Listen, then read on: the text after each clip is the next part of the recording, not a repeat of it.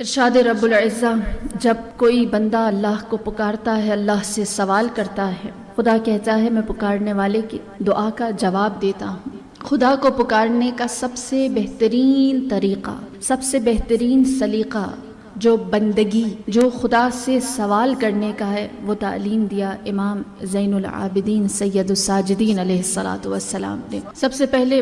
دعائے صحیفہ سجادیہ پڑھنے سے لازم ہے کہ ہم جانیں دعا کیا ہے۔ آیا دعا صرف خدا کے سامنے اپنی حاجت رکھنے کا نام ہے کہ ہم اللہ سے کہیں ہمیں یہ چاہیے، یہ چاہیے، یہ چاہیے، یا پھر اللہ سے مدد مانگنے کا نام ہے؟ دیکھیے، دعا گرچہ ایک ایکشن ضرور ہے، ایک عمل ضرور ہے، لیکن اصل میں دعا اس ایک کیفیت کا نام ہے، ایک ایسی کیفیت کہ جب انسان دنیا کی ہر دوسری امید، ہر دوسرے سہارے، ہر دوسرے آسرے، ہر دوسری چیز سے اپنے آپ کو توڑ کر جب اس کیفیت، اس سچویشن میں آ جائے، جان جائے کہ صرف خدا ہے جو دے سکتا ہے، صرف اللہ کی ذات ہے جو عطا کر سکتی ہے، اور جب یہ بات ادھر سے دل سے نکلنی شروع ہو جائے اور صرف اس خدا سے مدد لی جائے یا اس کے سامنے حال دل بیان کیا جائے یا اس کو پکارا جائے یا اس کو یاد کیا جائے، یہ دعا ہے۔ دعا لسٹ آف حاجات کو رکھنا نہیں ہے، دعا اپنی ضروریات کو خدا کے سامنے بیان کرنا نہیں ہے،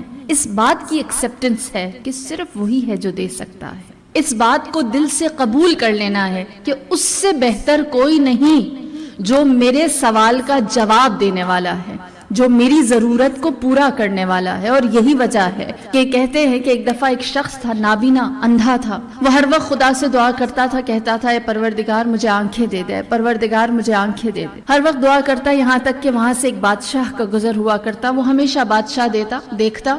کہ نابینا ہے، دعا مانگتا رہتا ہے، کہتا رہتا ہے آنکھیں دے دے، سال سے گزر رہا ہوں، اتنے عرصے سے دیکھ رہا ہوں، مسلسل ایک ہی دعا خدا سے کر رہا ہے، آنکھیں دے دے، اور اسے آنکھیں نہیں ملتی۔ یقیناً یہ دل سے خدا کو پکارتا نہیں، اس ایمان سے خدا کو پکارتا نہیں کہ وہی آنکھیں دینے والا ہے، بس ایک لقلقائے زبان کی حرکت ہے، ایک رٹا رٹایا جملہ ہے جو کہتا ہے۔ لہٰذا بادشاہ ایک دفعہ اس کے پاس گیا اور کہنے لگا اے فقیر، کتنے سالوں سے اللہ سے آنکھیں مانگ رہا ہے؟ اس نے کہا جب سے ہوش سنبھالا ہے اللہ سے ایک ہی دعا کر رہا ہوں، آنکھیں دے دے، آنکھیں دے دے، وہ نہیں دیتا۔ بادشاہ نے کہا میں جا رہا ہوں سفر پر، جب میں سفر سے واپس آؤں تو تیرے پاس آنکھیں ہوں، اگر تیری یہ دعا اس وقت تک قبول نہ ہوئی،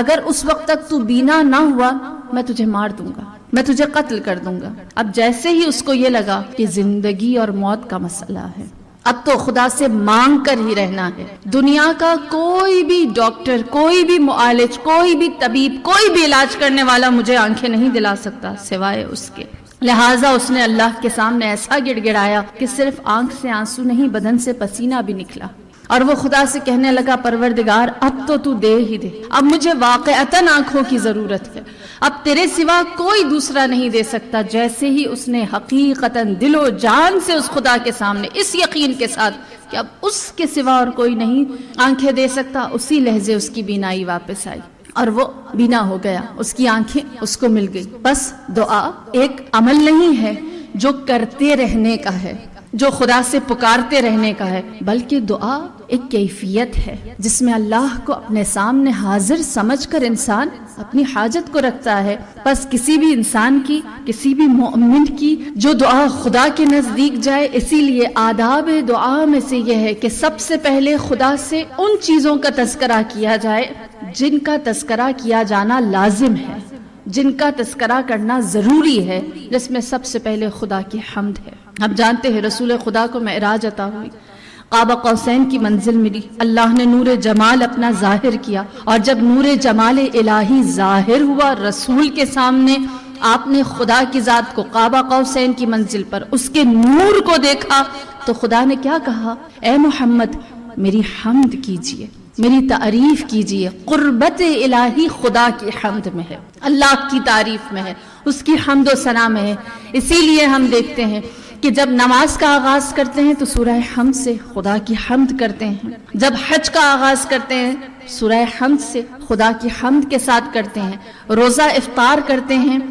حمد کے ساتھ کرتے ہیں۔ بہترین عبادت، تمام تر عبادتوں میں جو آج تک روز اول آدم سے لے کر خاتم تک ہوئی، وہ ساری کی ساری خدا کی حمد، اس کی ثنا، اس کی تعریف کے سوا کچھ بھی نہیں۔ لہٰذا اللہ کی حمد۔ اور اللہ کی حمد کس طرح؟ ہم میں سے بہت سے لوگ ہیں جو جانتے ہیں الحمدللہ کہہ دینا اللہ کی حمد ہے، لیکن الحمدللہ کا حق ادا کرتے ہوئے کہنا کیا ہے؟ الحمدللہ کا حق ادا کرتے ہوئے کہنا یہ ہے کہ وہ خدا کی نعمتیں جو اللہ ہمیں دے چکا ہے اس پر خدا کی حمد کی جائے، اس پر اللہ کی تعریف کرے اور کہیں خدایا تیرا شکر، تو نے ہمیں اولاد دی، خدایا تیرا شکر تو نے ہمیں زندگی دی، تو نے ہمیں تن سالم دیا، تو نے ہمیں ایمان کامل دیا، خدایا تیرا شکر تو نے ہمیں کبھی برہنہ نہیں رکھا، کبھی بغیر لباس کے نہیں رکھا، تو نے کبھی ہمارے پیٹ کو خالی نہیں رکھا، تو نے ہمیں بغیر سرپرست کے کبھی نہیں چھوڑا، تو نے ہمارے لیے تمام ہدایت کے اسباب پورے کر دیے، تو نے ہمیں ولایت امیر المؤمنین دی،